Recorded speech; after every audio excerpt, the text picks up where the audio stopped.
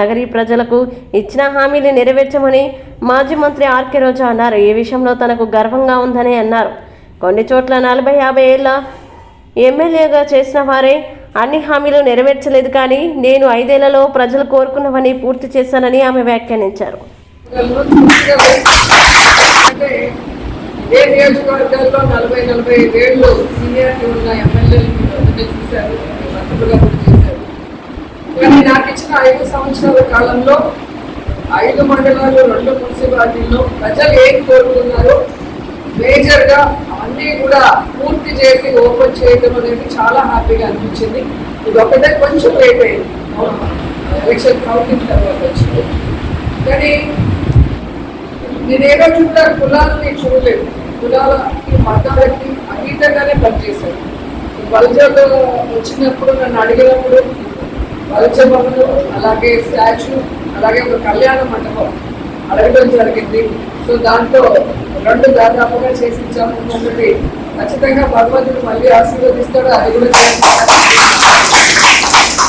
అలాగే ముస్లిమ్స్ కోసం షాదీ మహల్ ఈ రాష్ట్రంలోనే ఏ నియోజకవర్గంలో లేనటువంటి విధంగా అద్భుతంగా పుత్తూరులో నియోజకవర్గంలో కట్టడం జరిగింది. అలాగే పార్కులు కట్టించడం జరిగింది. అలాగే మీరు చూస్తే ఎలక్ట్రిక్ క్రిమినేషన్ది గౌరవంగా చనిపోయిన వాళ్ళకి అంత్యక్రియలు చేసేది నగరీ పుత్తూరులో మనం చేయించడం జరిగింది. అలాగే చూస్తే రోడ్లు కానీ ట్రైన్స్ కానీ ఏ అడిగినా చేయడమే కాకుండా ముఖ్యంగా పాలిటెక్నిక్ కాలేజ్ పిల్లల కోసం చక్కటి కాలేజ్ అందించి ఈరోజు పిల్లలు గౌరవంగా చదువుకోవడమే కాకుండా ప్లేస్మెంట్స్ కూడా కాలేజ్కి వచ్చి వాళ్ళకి ఉద్యోగాలు ఇస్తూ ఉంటే నిజంగా నాకు చాలా హ్యాపీగా అనిపిస్తుందని కూడా ఈ సందర్భంగా తెలియజేస్తున్నాను. ఇదే ప్రాంతంలో మీరు చూస్తే ఇక్కడ బల్జభవన్ పూర్తయింది. దగ్గరలోనే మన ముదిలేయర్స్ కోసము టీటీడీ నుంచి వైఎస్ఆర్ కళ్యాణ మండపం కూడా కట్టించడం జరిగింది.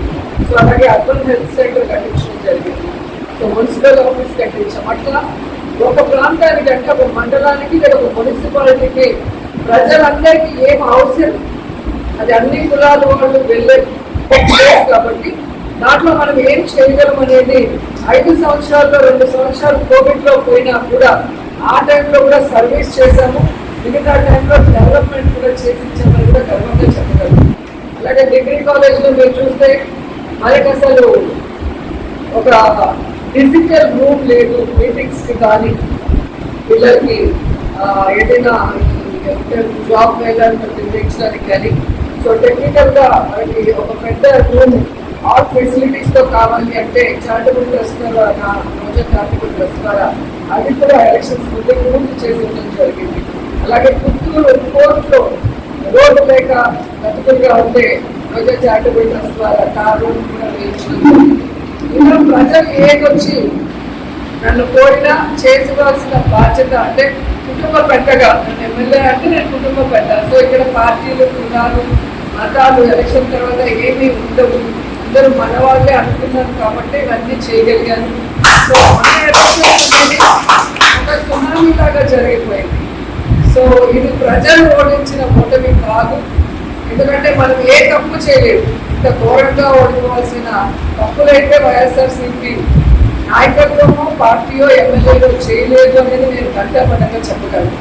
ఏం జరిగింది అనేది ఈ రోజు కాకపోతే ఏదో ఒక రోజు బయటగా నేను వస్తుంది, ఆ రోజు కూడా ప్రజలు తెలుసుకుంటారు. కానీ ఖచ్చితంగా వైఎస్ఆర్ కాంగ్రెస్ పార్టీ మేము ఎమ్మెల్యేలుగా వర్క్ చేసినప్పుడే కాదు, ఇప్పుడు ప్రతిపక్షంలో కూడా మీకు అందుబాటులో ఉంటామని ఏదైతే మాట ఇచ్చామో ఆ మాట ప్రకారం ఇక్కడే ఉంటాము, మీ అందరికీ అందుబాటులో ఉంటాము. మిమ్మల్ని మా కుటుంబ సభ్యులుగానే మేము. సో ఈరోజు నన్ను గుర్తు పెట్టుకొని నేను భూమిలో చేసిన ఈ బిల్డింగ్కి ఒకసారి అడుగుపెట్టి దీపం కలిగించమని చెప్పి కోరినందుకు సోదరులందరికీ కూడా కృతజ్ఞతలు తెలియజేసుకుంటున్నాను. సో మీ సోదరిగా ఎప్పుడు మీకు ఏ అవసరం ఉన్నా నేను చేయగలిగింది 100% చేసి ఇస్తానని కూడా ఈ సందర్భంగా తెలియజేసుకుంటూ